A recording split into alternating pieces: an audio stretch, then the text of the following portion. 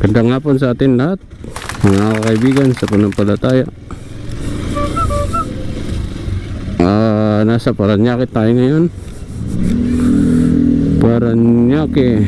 Meron tayong pipikapin, pangatlong trips na natin to sa hapong ito.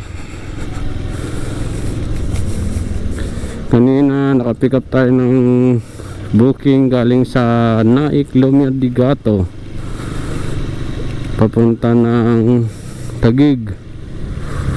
Then pagdating ng Taguig, nakakuha din ulit doon ng Taguig, Paranaque. Ngayon Pasay tayo, layo ng pick up, napakalayo ng pick up. 17 minutes, 6 kilometers. Dadali natin ang Dasmariñas, Cavite ito. Pag kuha natin ng items sa Resorts World Pasay. Ano siya? Relo lang daw, relo ang dadali natin yan. Akang yung item na dadali natin ay mamahalin. Yan ka. Wala ko, wala tayong recording. Sarap naman ng inihaw. Nakakagutom ang iamoy.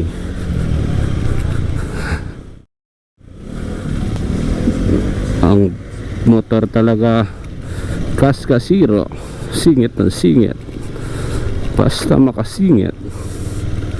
Ginagawa ko rin yan, pero hindi sa mga alanganin o ano.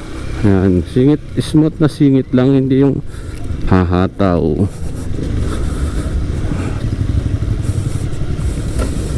Ayan, traffic din naman. Kamote rider. Tapos tayo sa ano ngayon, airport, police. Nadaanan ko pa.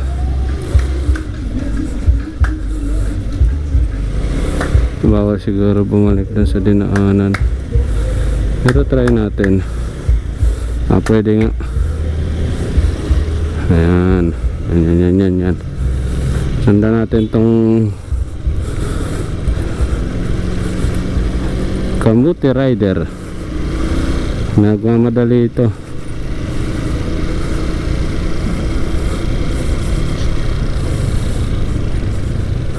Ayan.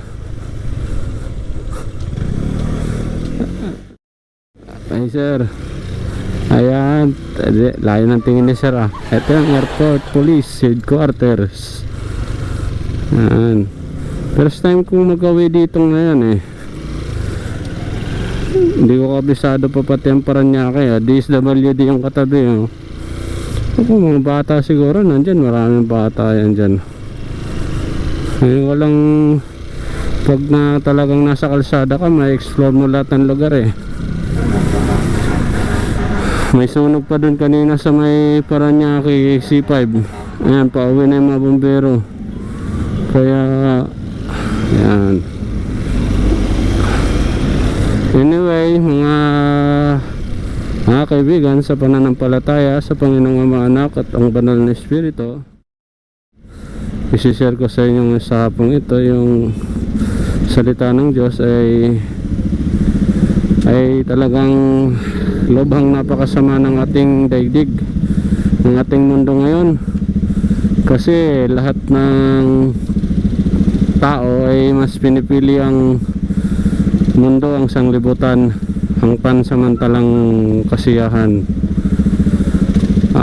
Bagkus hindi masama yung mga pang-araw-araw na pangangailangan natin, kaso humahantong doon sa pagiging busy, na tinatawag na busy ay being under Satan's yoke. Kung mababasa kasi natin doon, nasa Roma kami kagabi at natapos na yung Galatia ko. Paulit-ulit lang halos yung pagbabasa natin ng salita ng Diyos. Kaso ngayon ko lang kasi bablog ang salita ng Diyos sa pamamagitan ng kung paano nga ba mamuhay bilang isang Kristiyano ang tao na maging masaya sa pang-araw-araw. Sa Roma chapter 1 talagang andun yung tao na likas na mainggitin, nangaaway, mga matay tao, lahat ng uri ng kasalanan nandun eh. At sa bandang dulo ng talata ng Roma chapter 1 ay mababasa doon, hanggat pati pala yung sasaksi o sumasang-ayon doon sa gumagawa o kaya sumasaksi ka sa mga ganong bagay, o hindi natin ipagpalagay natin na hindi sumasaksi, parang sumasang-ayon na alam mong mali, sumasang-ayon ka sa mga ganong ginagawa, yung mahilig sa chismis, nandun yung parte na makasalanan. Lalo na ngayon mundo natin ang daming marites na tinatawag, marites. Meron hindi lang marites kundi maritos. Hindi masama ang pagiging maritos at marites kung ang ipinapahayag mo ay ang salita ng Diyos, ika nga. Wala namang masama doon kung ang Diyos ay lagi mong kasama tulad ng ginagawa ko. Ito'y share ko na habang ako'y naglalalamog ay naibabahagi ko sa inyo ang aking nalalaman at natutuklasan. Although sinasabi doon wala nga talagang perfecto, ni isa wala nang matuwid. Doon pa lang sa Roma 3:10 at saka 3:23, yun eh. Sa parte pa lang pala ng 1, kaya nasasabi ni isa walang naging matuwid sa hangganan ng Diyos dahil lahat talaga nagkasala. Kasi sa Roma chapter 1 ay sinadya talaga ng Ama na bulagin ng mga mata at patigasin ng mga puso ng mga tao. Kasi dahil doon sa pagliligtas na ng anak ni Jesus Christ, ang dami pa rin hindi sumasampalataya sa Panginoong Hesus. Talagang mas sinasampalatayanan pang daigdig. At dahil doon sa mga pinapadalang mga anti-Kristo, na una doon ano bang anti-Kristo kundi yung Illuminati. Lahat ng uri ng mga Illuminati ay pag-ahari ng mga anti-Kristo dahil prinsipe ng daigdig. Si Satanas ay na-impluwensya ng tao, at yun din ang dahilan kung bakit galit sa atin ng Ama. Kaya nga mapalad tayo at maswerte pa rin dahil binigyan pa rin tayo ng pagbabalik loob kung manambalik tayo at magbabalik loob tayo sa Diyos. Anyway, lalayo tayo dun sa topic natin. Yung Ama ang nagbigay sa atin, nagbigay ng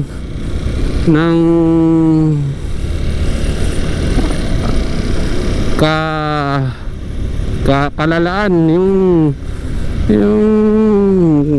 kapabayaan na mas pinabayaan na lang talaga tayo ng Ama. Sa madaling salita, yun nandun si Pablo kasi yung nagsasalita doon sa Roma 1, kung mapapansin nyo nga doon sa Galatia chapter 1 din, doon yung malalaman kung paano magsalita si Pablo at paano binago ng Diyos. Ngayon pa man dapat nating malaman at ipinopoint doon sa Roma 1, hindi talaga na relihiyon ang dapat nating gawin ngayon, kundi ang salita ng Diyos pagbulay-bulayan natin. Kasi para sa akin, personal experience ko, one time na nagtatrabaho pa lang ako noon, graduate high school, security guard, na-encounter ko ang salita ng Diyos. Nasaktan po ako nung unang beses kong nabasa ang salita ng Diyos. Sinabi doon, igalang mo ang iyong ama at ina. Sa Roma ko rin nabasa yon, tagal na panahon di ko na matandaan, either chapter 7 o 9 yon. Sinabi doon na igalang mo ang iyong ama at ina. Kaya simula nung nabasa ko ang salita ng Diyos, lubos po, nasaktan po ang aking damdamin. Sobra talagang masakit para sa akin ngayon. either nalala na nung hindi pa lang ngayon, sorry, nung noon na nabasa ko yon, eh hindi ko po magawa-gawa yon that time kasi nga talagang hindi ko naman talaga kasi ginagalang yung ama't ina ko at hindi ko talaga kayang gawin yon kasi galit ako sa mga sa pangyayari at galit pa ako nun sa mundo. Kasama na rin ng Diyos na nagagalit pala ako sa mundo, sa Diyos pala ako nagagalit. So either pagsubok yun, trials para sa buhay ko na mangyari yun, yung mga bagay na yun. Kaya yun na nangyari, nagawa kong isang testimony ngayon. So pagka nalaman mo, sinaliksik mo ang salita ng Diyos sa panahon ngayon, kung kayo may ma-inspired na magbasa, ay talagang masasaktan kayo sa mababasa niyo sa salita ng Diyos na hindi basta-basta ang pag-accept natin. Kasi papatayin po natin ang ating old self na tinatawag, ang sarili natin, ang pagnanasa natin sa sanlibutan, pagnanasa natin sa mundong ito. Kung malalaman nyo ito at tatandaan ng aking asawa to, yun ay testimony ko din para sa inyo. That time na ang asawa ko Christian na pero hilaw pa rin kami, kasama ako ron. Ang pag-aangad niya nun magkaroon lagi ng bagong updated song na songbook.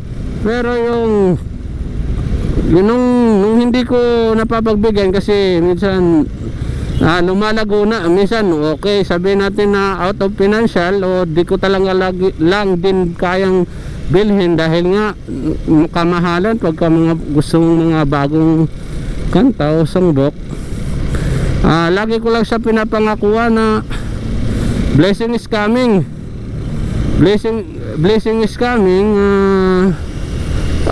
Wala pa tayong budget, kaya nga wag pala natin sabihin na walang pera o kaya basta yun term, kailangan kasi natin sabihin lang natin blessing is coming, walang budget, yan sasabihin natin lagi pagka aanahin nyo ha.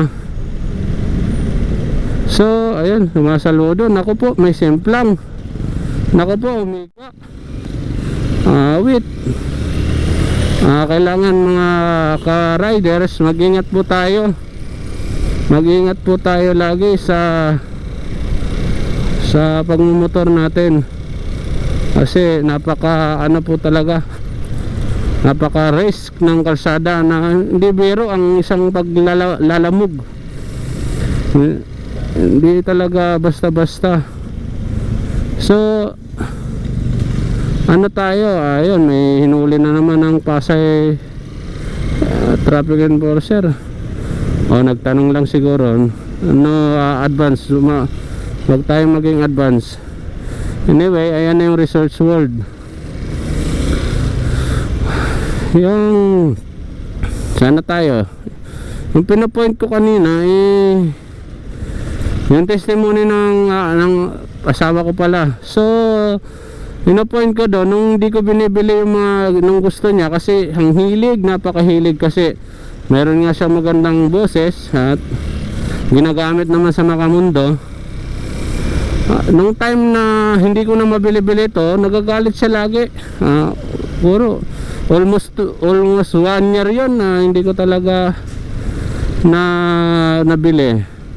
Pero nung kalauna na panay kami church, Bible study, mali pala yung dinaanan natin. Naku po. Sige, meron sigurong daanan dito. Nung panay ang namin sa church, focus, unti-unti na lang nang nawawala yung pagnanasa niya dun sa songbok na lagi ko siyang sinasabihan na umalis na tayo sa mga gawain sa makasanlibutan. Tapos saan ba yun? Baka McDo lang daw drive thru McDo, Resorts World. Ano ba? Anyway, saglit lang ha. Post ko lang muna yung sasabihin ko. Hanapin natin yung sinasabi kanina. Tayo balik sa asawa ko na sinasabi ko nga noon that time na dapat lumayo ka na sa pagiging makasanlibutan mo. Kasi nga, walang may dudulot na mabuti yan. Hanggang sa, ayun, palagi ko sinasabi yun, may mga time talaga, babangayan kami, nagtatalo. Kasi, bakit hindi ko daw kayang ibigay yung gusto niya. Sa point na yun, hindi lang ako mimik. May mga pahabol lang ako minsan ng salita ng Diyos. Talagang una kong dinisciple yung asawa ko at hanggang ngayon talagang ganun ang ginagawa ko. Matagal pong magpawala ng bisyo ng tao sa mundong ito. Napakatagal pong makapagpalayas ng taong mayroong pagnanasa sa mundong ito. Pero hindi po ako ang noon, kundi ang Diyos lang ang nakapagpalayas nun, kasi hindi po dapat natin ilagay yung papuri para sa atin at ang parangal para sa atin, sapagkat sa Diyos lang natin dapat ibalik at ibigay. Kasi kasi sinabihan din po ako ng pastora ko ngayon na minsan kasi dumadating na inilalagay na natin sa mga kamay natin yung pagiging sikat o pagiging famous o ano pa man, yung ikaw na kiniklaim mo na yung sarili mo na mali yun, napakalaking mali yun, na ikaw yung nakakapag soul win. Mali. So sana kaya yun yung McDo dito sa Resort World, tama po kaya ang pin. Ito pang pinakamahirap dito, Hilton. Stop tayo. Hintay tayo dito. Reload daw iyon. Sir, saan po ba yung McDo po dito? Sige. Sige po. Salamat, sir. Yung sa Relos po? Ay, thank you. Alitingin po kasi nandun ka sa Hilton. Sorry. Diyan, pinahalis nga rin po ako doon. Serial number daw po, sir. Picturean ko raw po, tapos isend ko po sa kanya.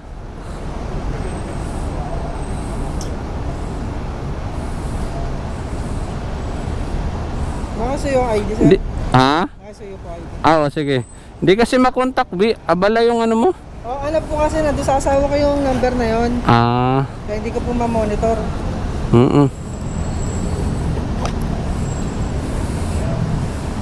Kaya antayin ko pa ho yung payment. Sabihin ko muna, nandito ko na. Sige. Tapos sinend ko na. Sige, sabihin niyo po. Wala pa rin po palang bayad. Wala pa ho. Sige. Scam tayo, yari tayo. Okay.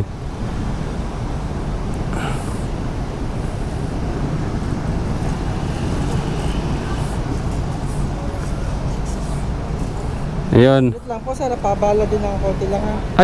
Sige lang. Abala de. Paano nakahawak na? Naka-dash cam na, naka-video naman po tayo. Kasi mahirap po. Kasi may mga ganyan po, isabihin, lalamove, tapos nasa na yung pero wala pa. Tawagan ko siya. Sige, pasuyin na lang. Ito po, ayun yung isa niya. Baka mawala.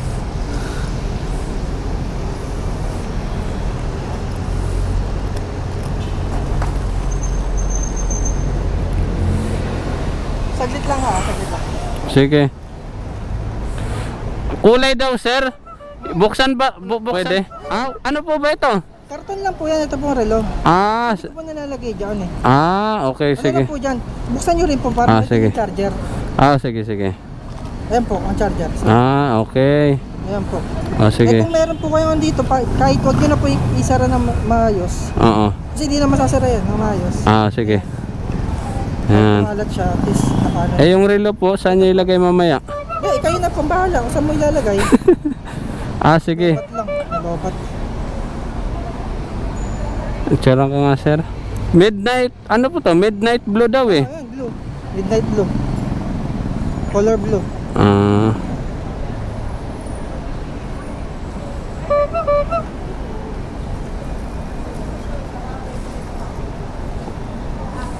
Mahalin nata yan, sir, ano? Ano po, 25 bili ko dito eh, binenta ko ng 16. Halang, mura na lang, no? Oo, eh, kailangan eh. Ah. Grabe, 25, no? Oo, may kabibili ko nga na to, wala pa isang linggo to. Bibiglan na. Ay, apple pala yan, sir, no? Oo, apple yan. Kaya pala. Ayan. Magbayad na ako, sir, ah. Wag mo na balik sa kanya. Akin na, sir. Magbayad na daw siya. Oh, sige. Sa kanya din, picturean mo na, hawak mo na.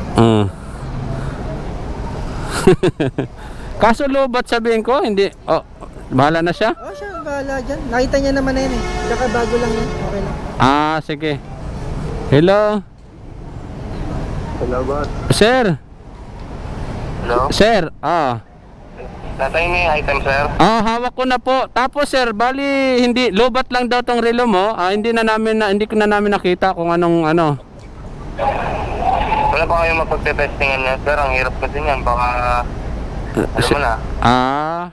May power bank ako. I-saksak natin. Yun na lang, yun na lang. Sige, power bank ibuhayin po muna namin.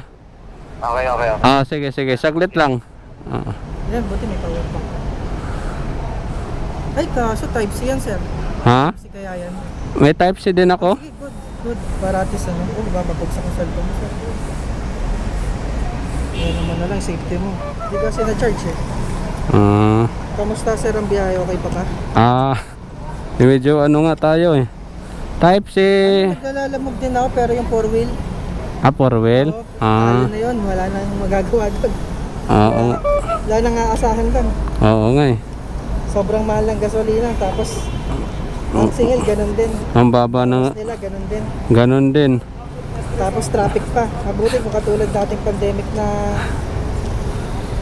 hindi matraffic. Oo. Ano na lang.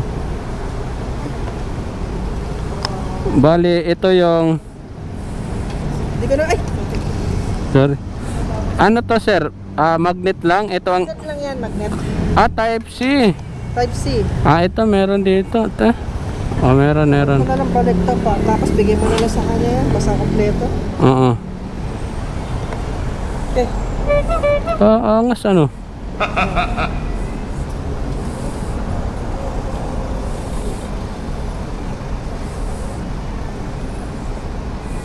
Hindi ko alam to paano buhayin. Sige sir, paano mo muna? Charge mo basta. lang. Ano?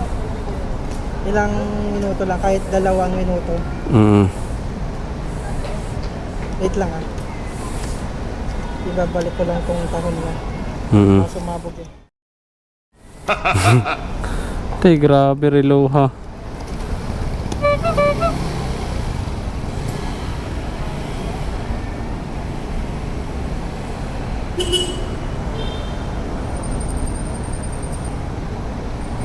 Ano power nito? Hindi kasi sa akin to, hindi ko rin alam. Ano ba yung power button nito? Yung de-adjust or yung button lang? Ano ba yung power button nitong relo? Yung bilog? Long press? Kaya nga nalobat eh.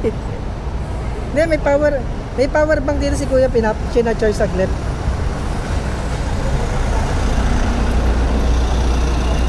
Oo, mayroon namang ano eh. Touch screen din siya. Oo, ano na? Long press yung bilog. Zero ba to? Zero? Yung ano, yung battery?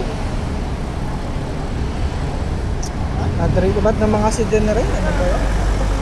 Siya na ba mag-payment nito? Siya naman magbabayad na, di ba? Sir, Oo. huwag mong bigay yung relo pag di siya hindi ka magbabayad. Baka pwede naman eh. Makapaganda. Hindi ko i-charge sa hotel. Doon? Oo, saglit lang. Sige. Okay na yan? Sige lang. Yung sir? Yung karton. Sige po. Sir, andyan na sa picture ko ha. Sige. Sige lang, basta makarating ka lang dito. Sabi naman niya. Sige. Sige. Secure natin ang ating reloads para maayos. Ang halaga po ng iPhone reloads natin ngayon na dala 16,000 yan nabili, pero ang original price nito 25,000. Bali na binili niya na lang ng second hand, pero sa may-ari nagamit niya pa lang ata ng 1 week, isang linggo pa lang daw to sa kanya, kaya binenta niya ng 16 dahil meron lang siyang pangangailangan, personal na pangangailangan. So dadali natin ng Dasmariñas, Cavite to ngayon. Heavy traffic to ngayon. Kailangan lang talaga nating magtiyaga para kumita.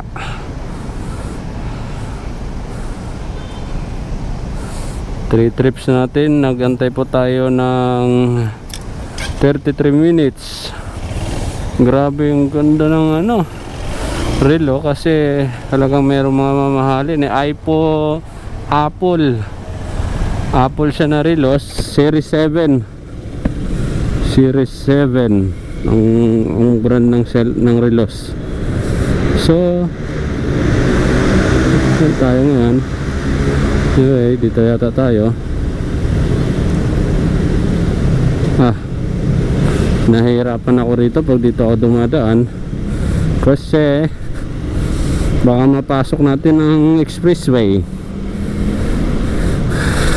Sa pagmamaniw natin, experience ko pa naman yung ako'y baguhan pang nagmumotor, pinasok ko yung expressway. Makatatlong beses yon, yung North Luzon Expressway doon sa may Balintawak at saka sa SLEX dito sa may Laguna, tsaka dito sa may Taguig. Ayan ayan mga nanguli dito. Saan pag talagang baguhan ka pa lang sa pagmumotor at baguhan ka pa lang sa kalsada, kakabahan ka talaga. Pero andun yung parte na mahuhuli ka, yun ay patunay na para maging experience ka, ma-experience mo ang lahat ng huli. Kasi ako lahat na-experience ko na lahat ng huli. Kung hindi ka naman huhulihin kung wala kang kasalanan. Meron pa akong klase ng during that time na meron ako Honda Wave 125 Alpha na bagong motor ko. Pumunta kami ng Pasig, nabiting the red light kami, tulad niyan, beating the red light, nagdilaw na doon kami naabutan ng red sa gitna, hindi na kami nakapasok. Blue boys kung tawagin yan. Shoutout dyan kay Heliegaw, na isa ng police officer na ngayon, police officer, either patrolman na yata, PO2, I don't know. Kaya kailangan lang nating mampalataya sa Panginoon talaga, at walang imposible sa Kanya, kasi bibigyan Kanya ng relaxation sa buhay mo, na kailangan yung commitment mo sa Diyos hindi mawawala. Hindi baling mawala na lahat ng ambisyon, pangarap mo sa buhay, ambisyon, pangarap at ang lahat ng yaman, basta't ang Diyos ay hindi mawala sa iyo, kasi yun po ang mas kapaki-pakinabang. Hindi ko po pala napicturan sa arriving niya. Anyway, arrive na lang natin yan na ano, kasi nandun naman yung details ng mga picture ko sa chat. Pwede na yung picturean natin yung helmet tsaka dashcam natin para swapo. Wow, Jesus name, salamat Lord. Lagi natin papurihan ng Panginoon sa ano man ang ating gagawin, pagkat siya ang mapagkakatiwalaan sa lahat. Mauna ka na, kaibigan.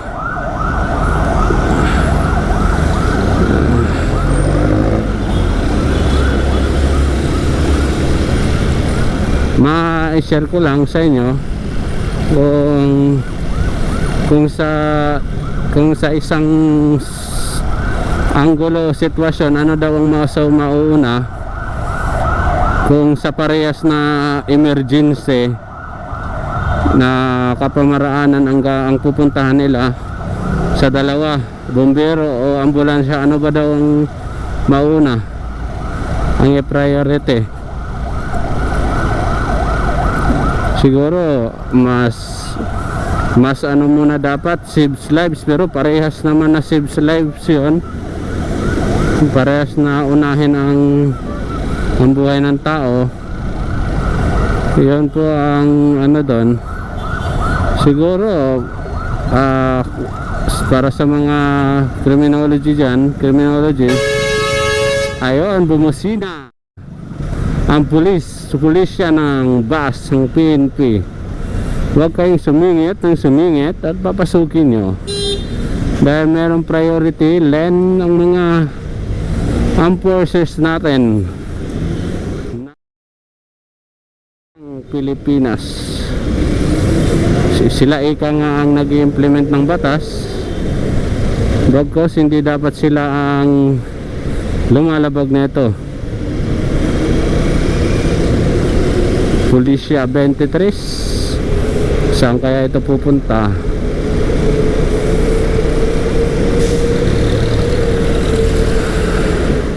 Masaya ako sa part ko na nakikita ko na lang sila na ganyan, at hindi na ako sa punto. Itong sasabihin ko sa inyo, mga kaibigan, mga kapatid sa pananampalataya, natatandaan niyo ang mga sinasabi ko dun sa nakarang video ko.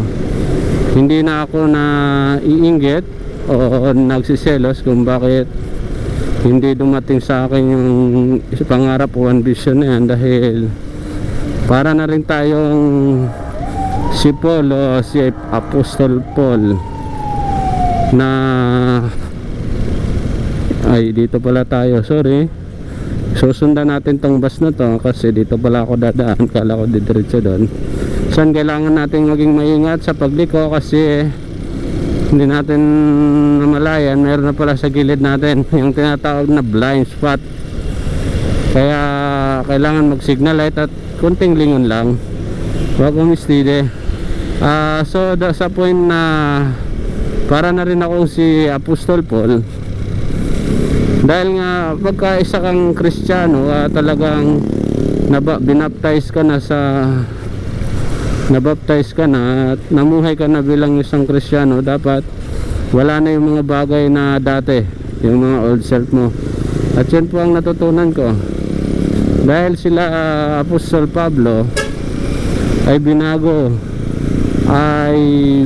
po sila, binigyan po sila ng mga bagong katauhan, pag-ugali, lahat, prinsipyo, lahat nilinis po. Wala talagang imposible sa Panginoong Hesus pagka gagamitin. So saan ako pinapadaan ngayon? Magsisipay ako balik sa Las Piñas. Ganda na nagtatrabaho ka kasama ang Diyos, ang oras mo, wala kang boss, wala kang superior, talagang hindi ka pa naman pagkukulangin ng Diyos, at ipoprovide niya ang kailangan mo, ang pangangailangan mo. Mag Las Piñas tayo, Parañaque. Very nice talaga si Google kasi pinapadaan tayo sa hindi traffic. ginagawa ko na yung vlog na ito, kaya minsan minsan kasi yung iba naiiya o na para bang nagsasalita ka mag-isa, pero noon pa talaga ginagawa ko na to, joke lang. Ito naman po ang dapat talaga, at para makita nyo ang realidad ng buhay ng isang rider na naglalamog na with God. Nyo, simula nung nabili ko tong motor na to kasama ng aking ama na nasa Novaliches ngayon, cash niya po ito binili at binigay na sa akin. Nagpapasalamat ako sa Diyos kasi siya sa mga ginamit na instrumento sa buhay ko para meron akong magamit, na hindi na dapat daw akong kumuha ng hulugan kundi i-cash niya na lang. Dumating sa punto no na hindi ko sila magalang-galang bilang amati na, pero ngayon talagang bibigyan ka ng Diyos ng kapatawaran sa mga taong nagkulang sa iyo, dahil bumabawi naman.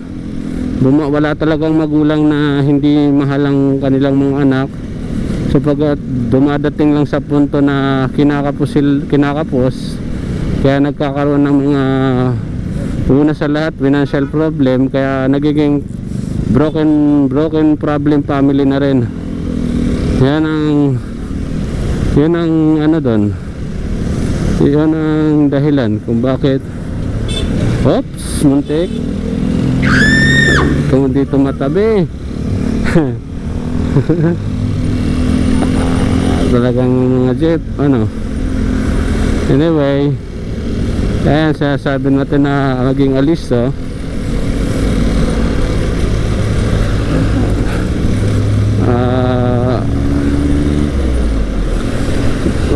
Walang magulang na hindi mahalang mga anak, na pagka nagkaroon talaga ng pagkakataon na makabawi ay babawi talaga.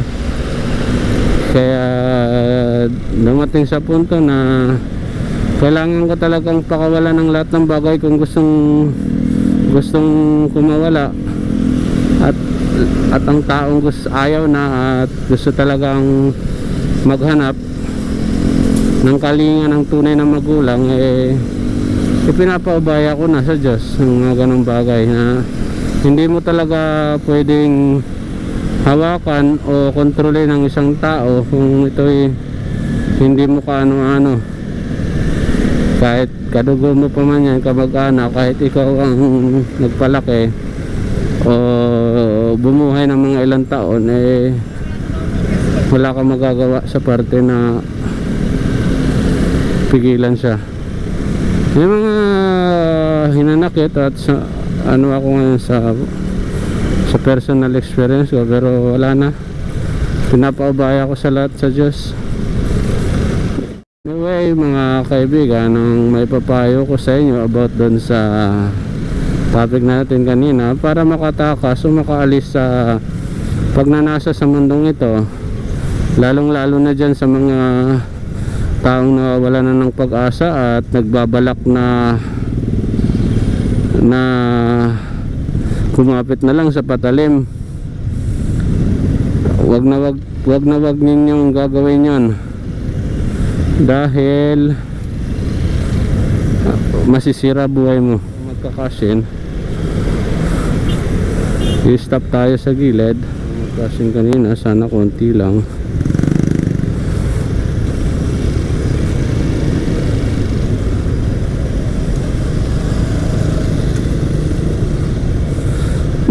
Magkano? Ay. Cash in daw, 1.5. 1.5? Opo. Sige, 20 mo, charge. Sige, 20 mo. Itatabi ko lang. Isisend ko sa inyo. Oo na, sasempot lang ko yun. Sige, isisend ko na. Patayin mo na ma. Isend ko lang kay Gine. Send mo na. Patayin ko na. May magpapaka-Gcash. Dala ko kasi ang Gcash kasi walang may alam At sa akin kasi ang Gcash din na ito. Tatakpan natin password. Hindi nyo pwedeng makita ang password ko. 1.5 daw kasi hindi ko pa nasisend yung 5.6 dito sa Gcash ko. So anyway, sige lang. Ano bang pangalanan? Arena P. Okay. Send natin kay Gene.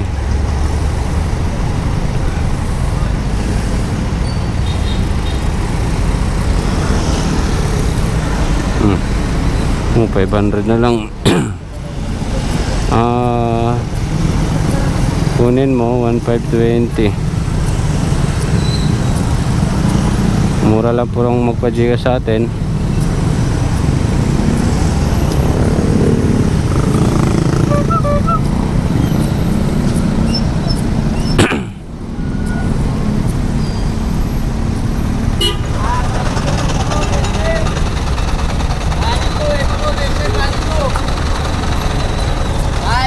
Niloko pa ako 30 daw.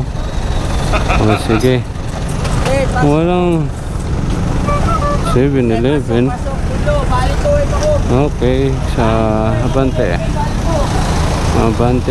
Abante. Okay na daw, okay na. Okay. Mag-u-turn tayo. Okay. Sige lang.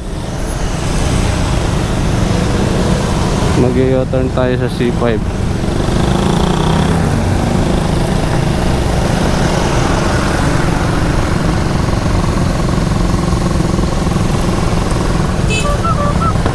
Okay, pa-u-turn muna ako kay Patid.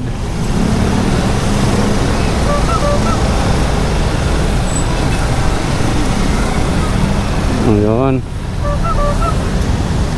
May driver student dito kasi dito tayo binigyan ng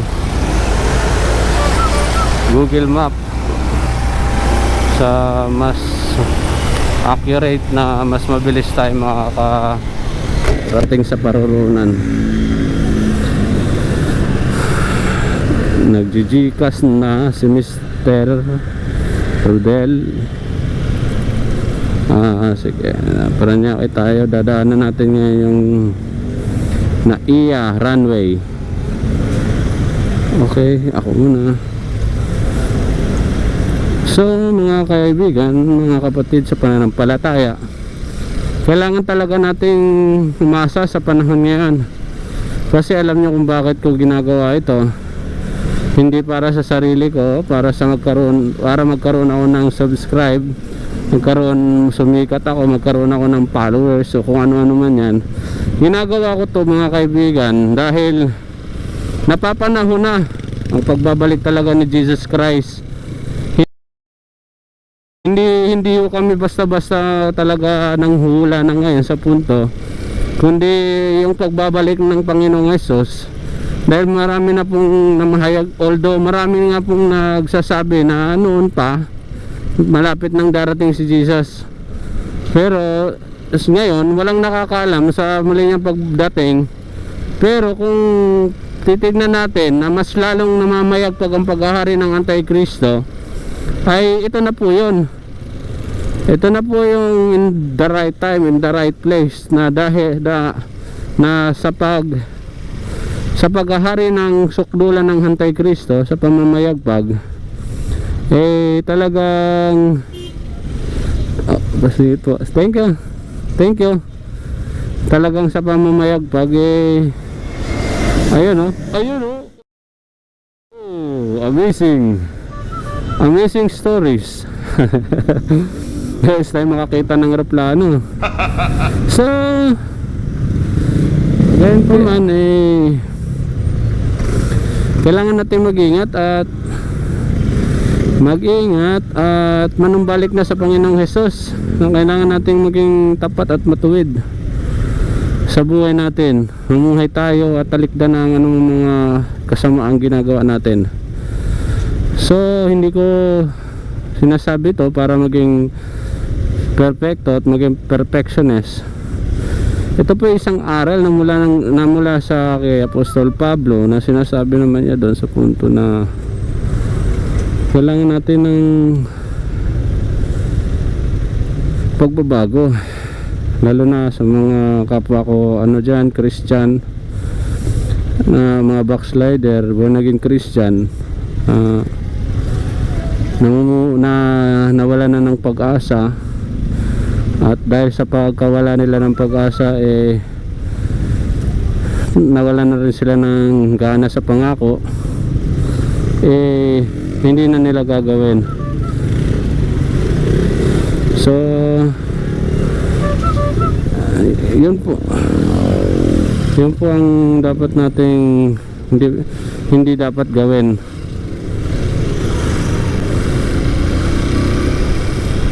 Kasi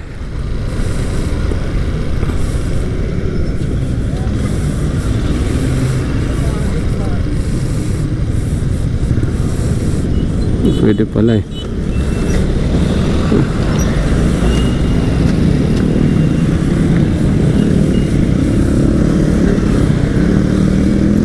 Yan. Minsan dito mag-iingat ka doon sa palikong yun, kasi minsan sila dyan salas sa lamig, salas sa init kung gumalaw eh.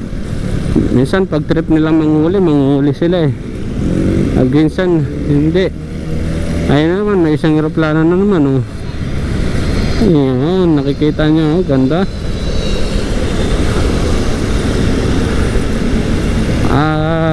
Mga kaibigan, balik po tayo doon sa pagdating ni Jesus Christ. Alam nyo ba na bakit namin nasasabi o ng mga eksperto sa pag-aaral ang salita ng Diyos na malapit ng pagdating ni Jesus? Dahil ang dami ng mga taong nagiging banal, na kahit mga bata ay nakakapagsalita na ng Word of God. Yun na po kasi yung simbolo o time na ipapahayag na sa mundong ito ang salita ng Diyos, na wala na talagang exemption, na hindi pa nakaalam. Yun po kasi yun eh. At yung paghahari ng Antikristo ay lantad na hopefully dyan sa vaccine na yan. Hindi ko sinasabi sa inyo na masama ang magpaturok dyan, pero siya sa atin yung mabuti at suriin yung mabuti kung yung ituturok sa inyo akma ba dun sa kaligtasan at kalusugan nyo. Doon nga sa Zacarias, kung mababasa nyo doon sa aklat ng Zacarias, meron na namang talinhaga doon na sinasabi, o talinhaga siya na propesiya na sa mahabang panahon pa mangyayari. Huwag kang mag-alala, Zacarias. Ang daigdig ay mahati sa tatlo. Merong karamihan ay mahihiwalay sa pagiging makadiyos, at yung iba ay mamamatay, at yung iba ay ibibigay sa mga kaaway. Sila yung isusuplong ng mga kamag-anakan, mga kapatid. Yan, nahati sa tatlo. Iba magkakalas-kalasan, mag-iway-walay sa paglilingkod sa Panginoon. Yung iba naman papatayin, tapos yung iba naman mamamatay. Alam nyo doon sa term na mamamatay, hindi po literal doon na mamamatay talaga ang sangkatawan, na lahat ang 1/3, kasi tatlo mahati ang populasyon ng buong daigdig. Mabang panahon pa ito na yon, kasi sinabi yun doon sa kay Zacarias sabi maliban lang kung paiksi ng Diyos ang araw, panahon at buwan. So sa makatuwid, sa literal na mamamatay ang mga tao sa ikatlong bahagi ng daigdig, karamilang na po doon yung Holy Spirit. Siguro nga hindi nga siguro 1/4, kalahati, ang tatlo, tatlong parte. Yung isang parte, hindi nga lang siguro isang parte ang nawala ng ano eh, ang namatay eh, kundi siguro kalahati pa.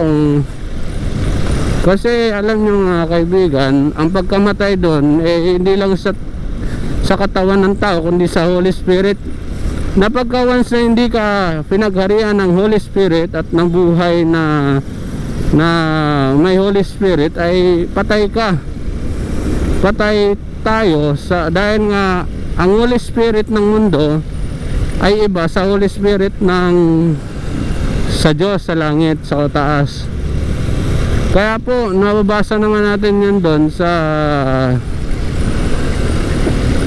Galatia chapter 6, na hindi po talaga dapat tayo makisang-ayon sa espiritu ng mundo, kundi sa espiritu ng Diyos.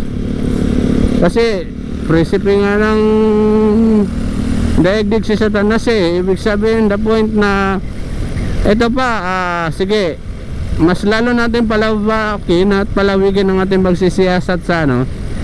Alam nyo bang ang anghel ay espiritu at likha siya ng hangin, na parang hangin, na hindi talaga natin nalalaman kung ang hangin eh pupunta ba sa kanan, sa kaliwa o sa taas natin.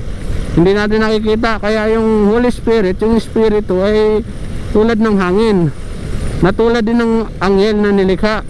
So si Satanas eh talagang, kung tinatawag siyang prinsipe dito sa mundong ito, nung hindi pa siya suwael na anghel, ay siya po yung right hand. Bago pa naging right hand si Michael. Siya po ay ano, dito talaga ang heavy traffic dito. Ito talaga pinaka worst dito eh. Ito talaga yung pinaka worst. Kasi dahil dito sa tinatayo na skyway ba ito? Anyway, isang lane lang yung ginagamit, kaya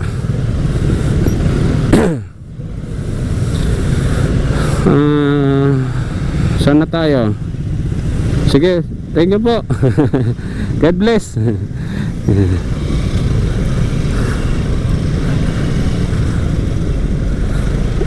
Talagang pinapriority tayo at tayo ng may mga mabubuti mong tao talaga na mas marami pa rin. Tulad nga, maraming nagiging banal ng mga tao ngayon sa mundo. Yun po ang dapat, kasi nga para po mapasama tayo sa rapture, sa pagdating ni Jesus Christ. Kasi sa pagkabihag, pagkadagit eh kakaunti lang kaysa doon sa maiiwan. Kasi kakatakot po doon sa rapture, kasi sinabi na ng Diyos doon, ilan-ilan lamang ang madadagit. Dagit talaga yung term na ginamit doon, dagit, madadala sa langit. At yung pong madadala ni Jesus Christ, yun po yung gagawin ng anghel para sa pakikipaglaban pa sa mga antikristo. Alam nyo, sa term na antikristo, hindi po talaga natin kaya yun eh. Kasi kung sa Amerika nga merong mga eksperto na nagsasabi na meron talagang parang immortality, na walang kamatayan, yung parang anghel na masamang espiritu ay pumasok sa tao, parang kombinasyon, combine. Totoo po yun. Wala lang po makakapagpatunay niyan dahil nga tayo hindi pa sa espiritu na bubuhay. Bagkos nasa salita po ng Diyos yan at napatutunayan naman. Kaya mapapansin niyo po doon sa Daniel 7:5 na may tatayo na isang malakas na bansa na parang oso. Alam niyo po, symbolism, nandun po kasi yan sa Rasha, siya yon, yung nangangagat ngayon na mag-ano siya. Basahin niyo po yung chapter na yun. At yun po ang malapit na ng pagbabalik ng ni Jesus. Kasi pagkatapos doon, nandun na lahat ng prophecy. So hindi ko kailangan maging magpakadalubhasa at magpaka-eksperto, kasi nga sinabi sa Biblia